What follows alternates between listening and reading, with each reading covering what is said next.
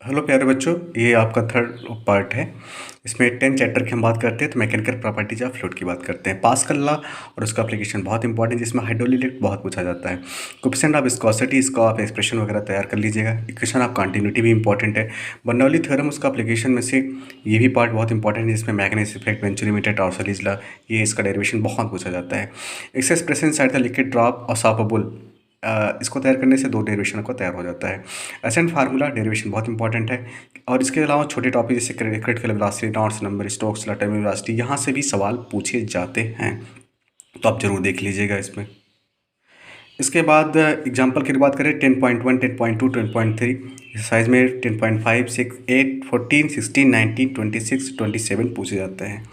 अब आते हैं 11 चैप्टर पे, जो चैप्टर आपका है थर्मल प्रॉपर्टीज एंड मैटर पे। इसमें सबसे इंपॉर्टेंट टॉपिक मुझे लगता है रिलेशन बिटवीन अल्फा बीटा और गामा है।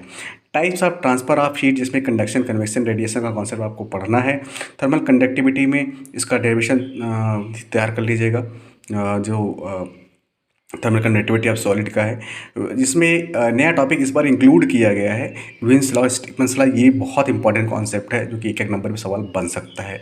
इसके अलावा यहाँ से कुछ पार्ट कटे हुए, जैसे आपका न्यूटन्स लॉ ऑफ कूलिंग वगैरह काट दिया गया है, तो वो आपको नहीं पढ़ना है। एग्जाम्पल में केवल मैंने 11.4 रखा है, बाकी एक्सरसाइज में 11.1, 3, 8, 11, 12 और 18 थोड़ा सा इसका न्यूमेरिकल आपको बनाना पड़ेगा, क्योंकि इसके थोड़े से कॉन्सेप्चुअल न्यूमेरिकल्स होते हैं प्यारे बच्चों। अब आते हैं चैप्टर नंबर, हम बात करते हैं चैप्टर नंबर 12 थर्मोडायनामिक्स की बात करते हैं। थर्मोडायनामिक्स में भी जैसे हीट, रेफ्रिजरेटर वगैरह पार्ट, कर्नाट इंजन का पार्ट कट गया है, तो कुछ ही पार्ट आपको स्टडी करना है, उसको छोड़ देना है। हीट इंजन, कर्नाट इंजन और ये रेफ्रिजरेटर वगैरह, तो जिसमें zeroth law, first law, second law thermodynamics आपको पढ़ के जाना है। ये बहुत इंपॉर्टेंट है, तीनों में से 1-2 सवाल बन सकते हैं तीनों लॉ में से।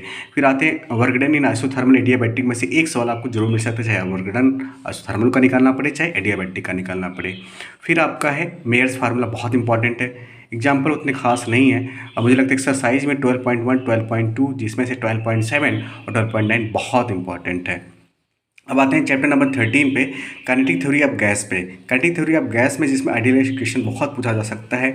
एवरेज काइनेटिक एनर्जी के फार्मूला को ध्यान रखना है, इसमें न्यूमेरिकल्स बहुत पूछे जाते हैं, इसलिए मैंने ये लिखा हुआ है, बाकी डेरिवेशन वगैरह इंपॉर्टेंट नहीं है।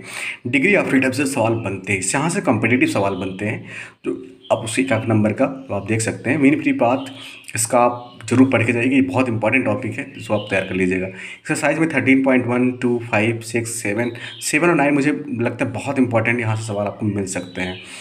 अब आते हैं चैप्टर नंबर 14 भी, जो कि आप ऑसिलेशन है। ऑसिलेशन में सिंपल हार्मोनिक मोशन का जो डेरिवेशन मैंने सर्कुलर वाला कराया हुआ है, वो आप पूरा तैयार कर सकते हैं, वहाँ किसी भी पार्ट से आपसे पूछा जा सकता है, बहुत इंपॉर्टेंट है।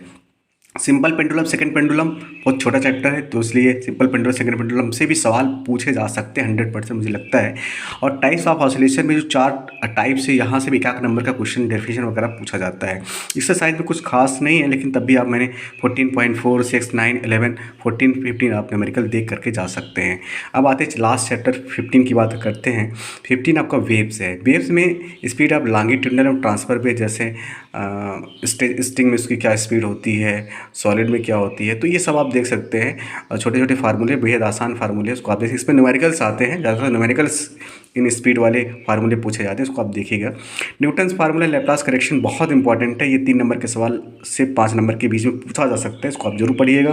प्रोग्रेसिव वेव का इक्वेशन भी बहुत इंपॉर्टेंट है। स्टेशनरी वेव से भी पूछा जा सकता है, और ओपन और क्लोज आर्गन पाई भी पूछा जा सकता है आपसे।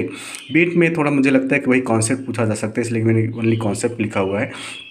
और यहाँ पे डॉपलर इफेक्ट वगैरह कटा हुआ है, तो इसलिए डॉपलर इफेक्ट वगैरह नहीं पढ़ना है, भले ही आपके बुक में दिया गया है।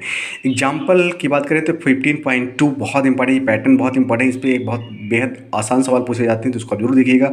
15.3 के अलावा एक्सरसाइज में 15.1, 2, 3, 4, 6, 8, 1, 0, 11, 16, 17, 18, 22, मतलब कहने का मतलब ये मेरा गेस है कि यहाँ से सवाल बन सकते हैं।